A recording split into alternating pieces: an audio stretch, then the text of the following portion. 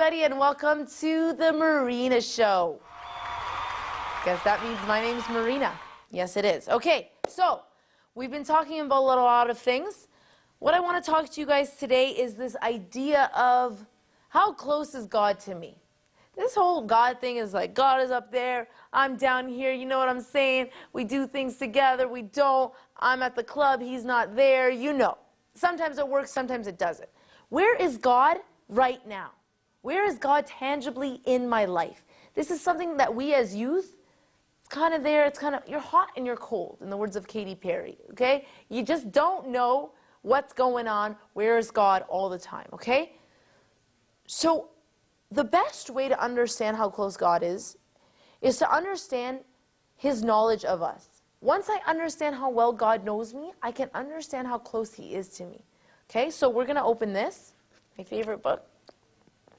Okay, and we're going to go to Psalm, open it up with me, Psalm 139, okay? So Psalm 139 is called God's perfect knowledge of man. So it's the prophet David, he's saying to God, he's telling God, how amazing are you that you know this stuff about me, okay? So he says this. I'm just going to take snippets. O Lord, you have searched me and known me. You know my sitting down and my rising up. You understand my thought from afar off. You comprehend my path when I am lying down and are acquainted. You are acquainted with all my ways.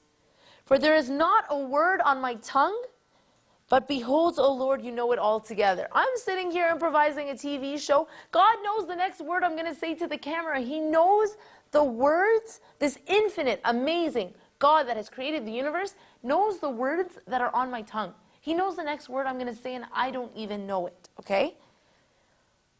You have hedged me behind and before and laid your hand upon me.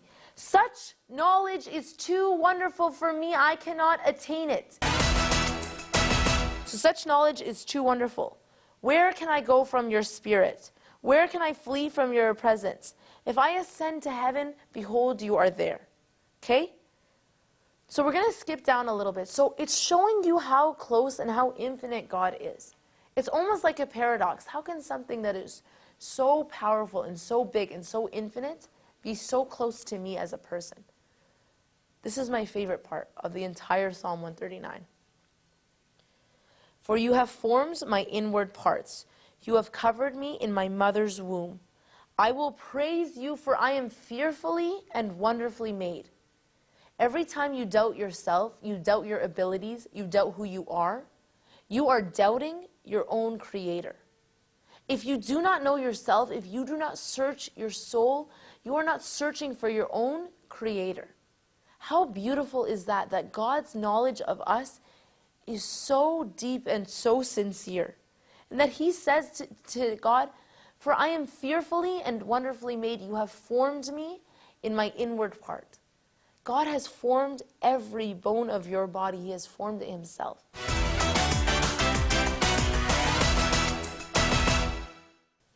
My frame was not hidden from you when I was made in secret.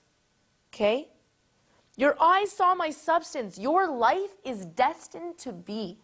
You are destined to live this life. Your life, God saw it as King David says. He says, your eyes saw my substance being yet unformed. So he knew that you as a substance were going to come to being. And then this, okay, I know I keep saying everything's my favorite part. This is my favorite part. Okay? He says this. And in your book were written all the days that you have fashioned for me, when yet none of them came to be. So what is he saying? In your book were written all the days that you have fashioned. Okay, I want to dwell on this word, fashioned. What does it mean when something is fashioned for you? Okay, I'm going to tell you what fashion means. The girls that are into fashion, okay, this is what fashion is, okay? When you fashion something for someone, you basically take a mannequin of who they are. So if someone's going to fashion this shirt and these pants for me, they have to take a mannequin of Marina Gergis, they have to put it out, they have to make every measurement for her arms, which are really long legs, everything, so that these pants can fit me. It's fashioned for my body. If somebody else comes from the studio and tries to try on these pants, they're not going to work because they're Marina's pants, okay? Or they're Marina's shirt. That's what King David is saying God does for our lives, okay? The struggles you're going through, the trials that you're going through, the things that are difficult in your life, the blessings in your life are fashioned for you. God knows that you, not the girl beside you, okay, not the guy, you can handle this in your own life. And that is the beauty of something being fashioned for you. So these days that we spend doubting God all the time, what is King David saying?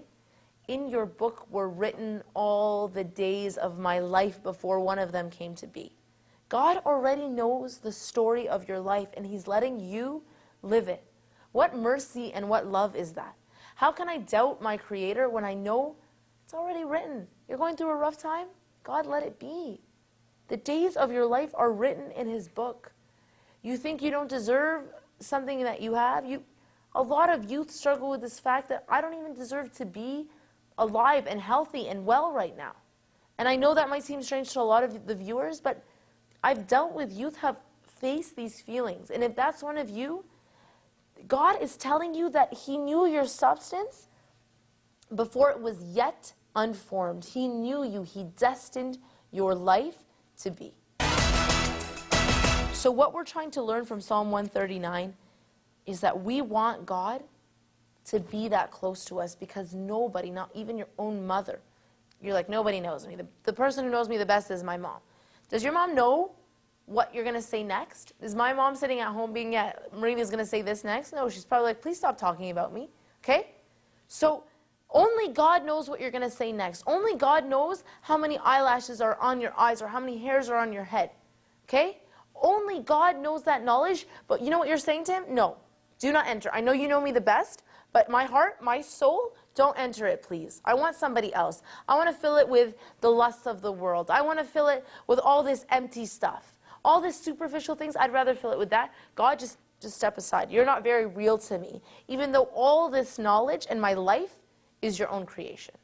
Okay? So that's why David at the end of this psalm says what? You're so infinite. You're so great. You know me so well. I want to put you in here. So what does he say? Search me, O God, and know my heart. Try me and know my anxieties. And see if there is any wicked way in me, and lead me to the way everlasting. He's trusting that the God who put him on this earth is there to take him to the way everlasting. Let us always surrender our thoughts, our hearts to God, and know that he is the way everlasting, and he is so infinite, yet so close to us. We'll see you next time on The Marina Show.